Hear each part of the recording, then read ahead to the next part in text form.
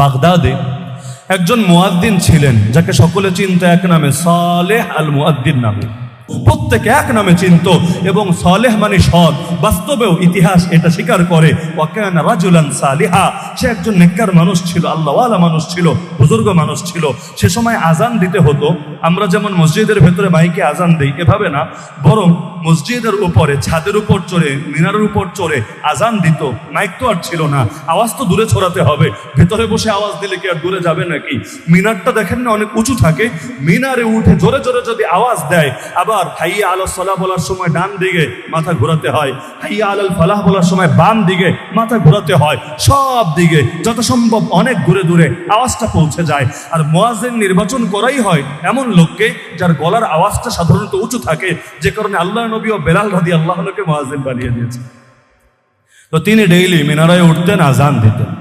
এই জামানে আমরা মসজিদের ভেতর যে আজান দিই, এটা নিয়ে উলামায়ে কেরাম লেখেন, যদিও আগের কারণটা এখন বিদ্যমান নাই, যে এখন ভেতর থেকে দিলে বাইরে শুনবে না এমন না, তবে সালাফে সালেহিনের অনুসরণে উত্তম এটাই, মাইকটাও মসজিদের ভেতরের অংশে না রেখে যত সম্ভব বাইরের অংশে স্থাপন করা। আমরা অনেক মসজিদে দেখেছি মাইক থাকে মুয়াজ্জিন সাহেবের রুমের মধ্যে, তিনি সেখানে বসেই আজান দেন, এবং তার সেই অংশটা মসজিদের অংশ না, মসজিদের সঙ্গে লাগোয়া, মসজিদ থেকে ঢোকা যায়, মসজিদের সঙ্গে লাগোয়া।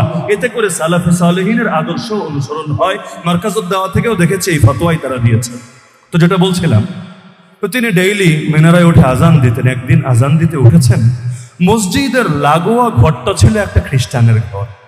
খ্রিস্টানের মেয়েটা ছিল অনেক রূপসী, অপরূপ সুন্দরী। আজান দিতে উঠেছেন, 40 বছর আগে আজানে দিয়েছেন, তার মানে তিনি জুয়ান না বুড়া? বলেন না, জুয়ান না বুড়া? জন্ম দিয়েই তো আজান দেওয়া শুরু করেন নাই। যদি 15 বছরে আজান দেওয়া শুরু করেন, 15 + 40, বয়স মিনিমাম 55 বছর তার, তাহলে বয়সটা একেবারে কম না। কিন্তু ভাই, ওই যে আগে বললাম যে নজর হলো শয়তানের বিষাক্ত তীর, কার ভেতরে লাগবে আর কার ইমানরে বরবাদ করবে আল্লাহ ভালো জানে। জাস্ট একটা নজর পড়েছে নারীটার দিকে। ইমাম ইবনুল জাওজি রাহিমাহুল্লাহ লেখেন, আজান আর দিতে পারে নাই, ভেতরে এমন দুর্বার আকর্ষণ জন্মেছে, নিজেকে আর কন্ট্রোলই করতে পারছিল না, জীবনটাই তার কাছে অনর্থক মনে হচ্ছিল। এই মেয়েকে ছাড়া সে কিছুই ভাবতে পারছিল না, অথচ রিলেশন হয় নাই, কিচ্ছু হয় নাই, জাস্ট এক পলক দেখেছে, এতেই পুরো দিলের হাল চেঞ্জ হয়েছে। সে যে একজন সৎ মানুষ, আল্লাহওয়ালা মানুষ, সবাই তাকে শ্রদ্ধা করে, সম্মান করে, সব ভুলে বসেছে। মিনারা থেকে নেমে এসেছে, বাড়ির দরজায় গিয়ে নক দিয়েছে, কড়া নেড়েছে, মেয়ে দরজা খুলেছে। মেয়ে তো আগ থেকেই চেনে, যদি অন্য ধর্মের লোক, কিন্তু পার্শ্ববর্তী মসজিদে আজান দেয়, কে না চেনবে, মুরব্বী মানুষ, সে সম্মান করছে। বলছে, হুজুর আপনি এখানে, আপনি কি মনে করে, আপনি আসেন, ভেতরে আসেন, বসেন। এখন তিনি ভেতরে গিয়েই সঙ্গে সঙ্গে দরজা লাগিয়ে বললেন, শোনো, দ্বিতীয় কোনো কথা বলবা না, আমি তোমার প্রেমে ফেসে গিয়েছি, এখন আমি তোমার সঙ্গে জৈবিক চাহিদা পূরণ করব, খবরদার বাধা দেওয়ার চেষ্টা করবা না, না হলে আমি জোরপূর্বক তোমার সঙ্গে সম্পর্ক করেই ছাড়ব। মেয়েও ভয় পেয়ে গেল, এবং চেহারা দেখলে তো বোঝাই যায় এটা কি ফান নাকি সিরিয়াস, দুষ্টমি নাকি বাস্তবেই সিরিয়াসলি বলছে, বোঝা যায়। এখন মেয়েও তো একটু ভয় পেয়ে গেছে, বলছে, না না, আপনি একজন মুরব্বী মানুষ হয়ে আমার এই ক্ষতি করতে পারেন না। তিনি বললেন, শোনো, অপশন দুটো, যদি তুমি আমার সঙ্গে সম্পর্ক করতে, বিছানায় যেতে এখন রাজি না হও, আমি তোমাকে জানে মেরে ফেলবো, হয়তো মৃত্যুকে কবুল করো, না হলে বিছানাকে কবুল করো। মেয়ে তো চিন্তায় পড়ে গেছে, এখন ভাবলো কৌশলে বাঁচতে হবে, শক্তিতে সে পারবে না একজন পুরুষের সাথে, সে একজন যুবতী মেয়ে মাত্র। সে বলল, হুজুর তাহলে একটা আবদার রাখেন আমার, আপনি এক ধর্মের লোক, আমি আরেক ধর্মের লোক, এখন যদি আপনি আমার সঙ্গে সম্পর্ক করেন, আমার শুধু চরিত্র যাবে না, আমার তো ধর্মও যাবে, জিনিসটা আমার জন্য সারা জীবন একটা দাগ হয়ে থাকবে। একটা কাজ করেন, আপনি খ্রিস্টান হয়ে যান, আপনার ধর্ম ত্যাগ করেন, তাহলে আমি বাকি সারা জীবন আপনার স্ত্রী হিসাবে কাটিয়ে দিব, আপনাকে আমার বৈধ স্বামী মেনে নেব, তখন একদিন জোরাজোরি করা লাগবে না, সারা জীবন আমাকে আপনার খাদেম হিসাবে পাবেন। সালেহ আল মুয়াদ্দিন 40 বছর যাবত আজান দিল, কিন্তু অন্তর যে কখন কোন দিকে চলে যায়। ইন্নাল কুলুবা বাইনা ইসবাইনি মিন আসাবির রহমান ইউকাল্লিবুহা কাইফা ইয়াশা, হাদিসে আছে, সব অন্তর আল্লাহর 2 আঙ্গুলের মাঝে, আল্লাহ যখন চান যেভাবে চান উল্টে দেন, পরিবর্তন করেন। এ কারণে সবচাইতে দামি দোয়া কি জানেন? নিয়মিত পড়বেন, সকলে পড়বেন, রব্বানা লা তুযিগ কুলুবানা বাদা ইয হাদাইতানা ওয়া হাব লানা মিন লাদুনকা রাহমা ইন্নাকা আনতাল ওয়াহ্হাব। আল্লাহ একবার হেদায়েত দেওয়ার পর অন্তরটাকে আর বাঁকা পথে নিয়েন না। আয় আল্লাহ, একবার হেদায়েত দেওয়ার পর আর গোমরা বানিয়েন না। হ্যাঁ আল্লাহ, রহমত করেন, দয়া করেন। আপনার দয়া ছাড়া হেদায়েতের পথে থাকতে পারবো না। আপনি তো মহান দাতা, আমারে হেদায়েত দেন, আমাকে রহমত দেন।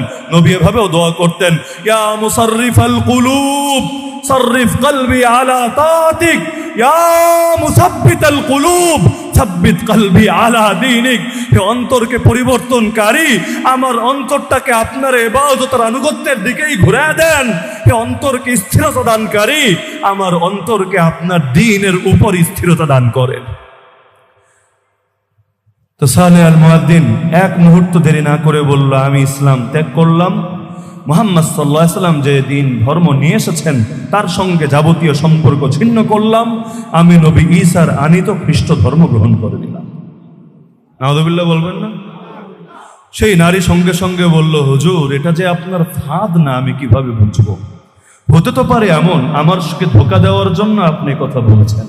কোনো রেকর্ড নাই, কোনো সাক্ষী নাই। আমার সঙ্গে সম্পর্ক শেষ করে বিছানা থেকে উঠে আবার বলবেন, আশহাদু আল্লা ইলাহা ইল্লাল্লাহ ওয়া আশহাদু আন্না মুহাম্মাদান আবদুহু ওয়া রাসূলুহু। আমি আস্থা কিভাবে রাখবো? বাকি জীবনের প্রশ্ন, বন্ধনের প্রশ্ন। এখন আমি কিভাবে আস্থা রাখবো? আমাকে আপনি এনশিওর করেন। কিভাবে করব? এই যে এখানে শুয়োরের গোশত রাখা আছে, আপনি শুয়োরের গোশত খান। ওদের ঘরে তো শুয়োরের গোশত স্বাভাবিক। আমাদের কাছে গরু যেমন পবিত্র, ওদের কাছে শুয়োরও এমন পবিত্র, শুয়োরের গোশত খায়। তিনি দেরি না করে পাতিল থেকেই নিয়ে শুয়োরের গোশত খাওয়া শুরু করে দিলেন। খেয়ে খেয়ে পেট ভরে বললেন, এবার তো হয়েছে, এবার তো তোর বিশ্বাস হয়েছে। বললো না, আরেকটা জিনিস বাকি রয়ে গেছে। কি সেটা? ঘরে মদ রাখা আছে, মদটাও খেতে হবে। শুয়োরের গোশত খেয়েছেন বুঝলাম, একটা নয়তো ভুল করলেন, আপনি হয়তো সামনে তওবা করে ফেলবেন। আয় আল্লাহ, আমি তওবা করেছি, আমায় ক্ষমা করো শুয়োরের গোশত।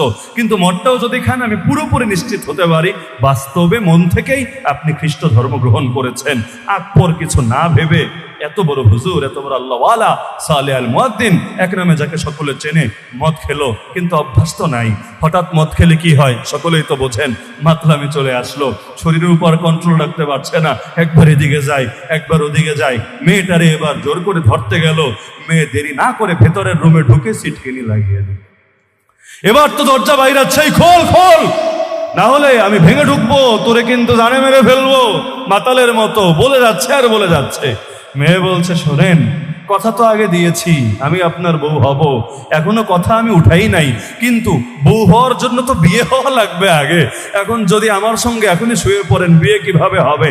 আমার বাবা বাইরে গিয়েছেন, বাবা আসছেন, একটু পরেই আসবেন তিনি। আপনি আপাতত ছাদে গিয়ে ওয়েট করতে থাকেন, বাবা আসলে আমি বাবাকে সব খুলে বলবো।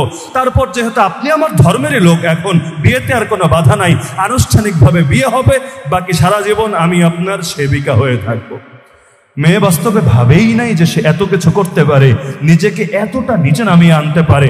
যখন দেখেছে সব করেই ফেলেছে, এতগুলো ছিল নিজেকে বাঁচানোর কৌশল, তার ধারণা ছিল আরে এগুলো কি আর হুজুর মানুষ করবে, সে মনে হয় চলে যাবে।